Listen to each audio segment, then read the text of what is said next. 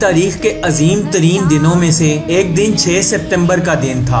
آپ اس دن کی صبح کی وہ تقریر سن لیجئے جو ریڈیو پاکستان پر ایوب خان نے کی تھی کہ لا الہ الا اللہ کے ماننے والوں پر ہندوستان نے حملہ کر دیا ہے۔ میرے عزیز ہم وطنوں، جنگ شروع ہو چکی ہے، اٹھو اور دشمن کا ڈٹ کر مقابلہ کرو۔ 10 کروڑ پاکستانیوں کے امتحان کا وقت آ پہنچا ہے۔ آج صبح سویرے پاکستان کے علاقے پر لاہور کی جانب سے حملہ کیا۔ ہندوستانی حکمران شاید ابھی نہیں جانتے کہ انہوں نے کس قوم کو للکارا ہے۔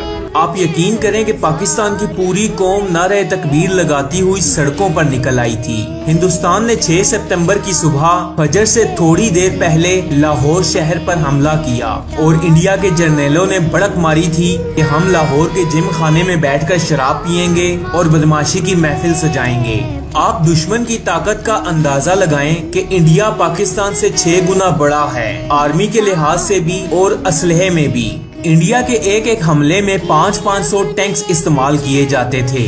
لاہور کے بعد جب سیالکوٹ سیکٹر پر حملہ کیا گیا تو اس میں بھی انڈیا نے 500 ٹینکس کا استعمال کیا۔ پاکستان کے اوپر اچانک سے حملہ ہوا اور آپ یقین کریں کہ everyone was shocked and Pakistan was totally caught by surprise۔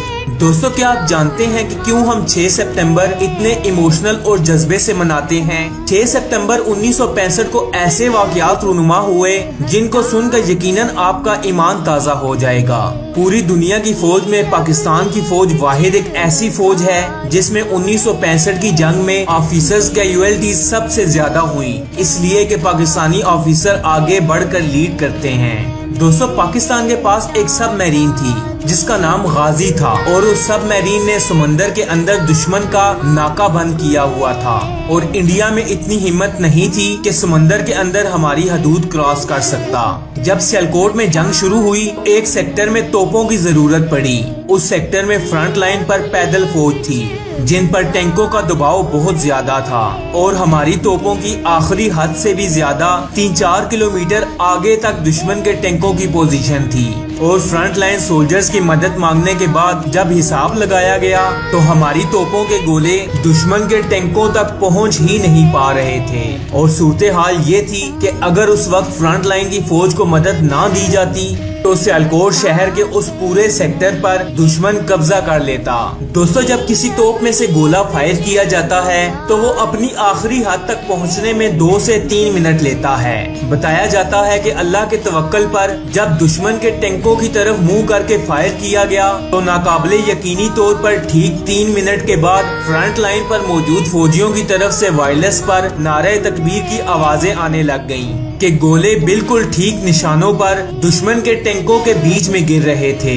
حیران کن بات یہ تھی کہ یہ گولے ہماری توپوں کی آخری حد سے بھی 3 کلومیٹر آگے جا کر گر رہے تھے۔ نہ اس سے پہلے ان توپوں نے اتنے دور فائر کیے، نہ اس کے بعد ان توپوں نے اتنے دور فائر کیے، لیکن اس موقع پر جب مسلم امہ کو ضرورت تھی اللہ کی طرف سے مدد بھیجی گئی اور یہ ساری باتیں بزرگوں نے اپنی کتابوں میں بھی لکھی ہیں۔ آپ ممتاز مفتی کی کتابیں دیکھ لیجئے، سب میں یہ روایتیں درج ہیں اور اس زمانے کے اخباروں میں بھی یہ سارے واقعات چھپے ہیں۔ دوستو، ممتاز مفتی لکھتے ہیں کہ 1965 کی جنگ میں جب جنگ شروع ہوئی تو مسجد نبوی شریف میں مسلمانوں نے حضور پاک صلی اللہ علیہ وآلہ وسلم کی زیارت کی اور بتایا کہ حضور پاک صلی اللہ علیہ وآلہ وسلم جنگی لباس میں اصحاب بدر کے شہداء کے ساتھ دفاع کے لیے تشریف لے جا رہے ہیں اور یہ باتیں ممتاز مفتی نے اپنی کتابوں میں لکھی ہیں۔ اس کے علاوہ ان کو اس زمانے کے اخباروں میں بھی چھاپا گیا، آپ چاہیں تو سرچ کر لیں۔ انڈیا نے اپنی فورس کو ٹاسک دیا کہ راوی کے پل پر بمباری کرنی ہے،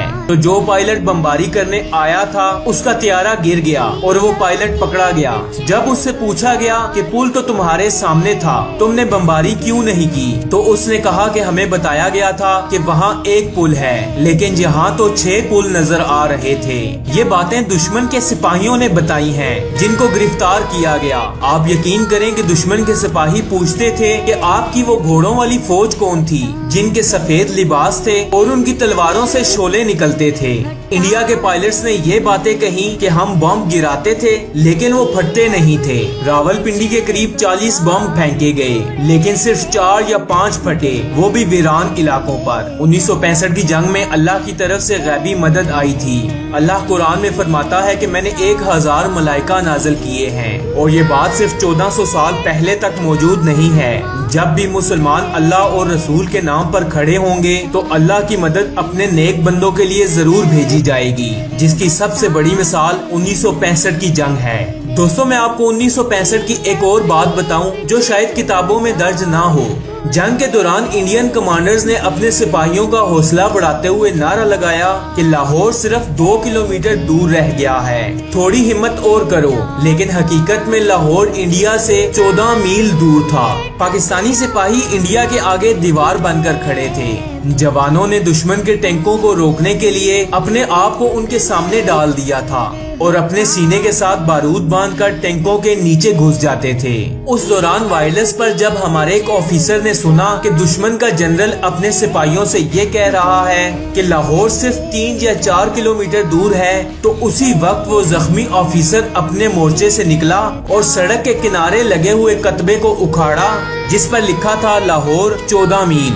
وہ آفیسر اسے انڈیا کی طرف لے کر گیا اور 2 فرلانگ کے بعد وہاں جا کر اس نے وہ کتبہ لگایا اور اپنے خون سے اس پر نقطہ لگا کر 0.2 ایڈ کیا اور لکھا "It's 14.2 bloody miles"، اور دشمن وہ 14.2 bloody miles آج تک پار نہیں کر پایا۔ یہ ملک لا الہ الا اللہ کے نام پر بنایا گیا اور اس ملک کی تکمیل میں لاکھوں لوگوں کا لہو اور قربانیاں شامل ہیں۔ اس ملک کو کوئی ختم نہیں کر سکتا۔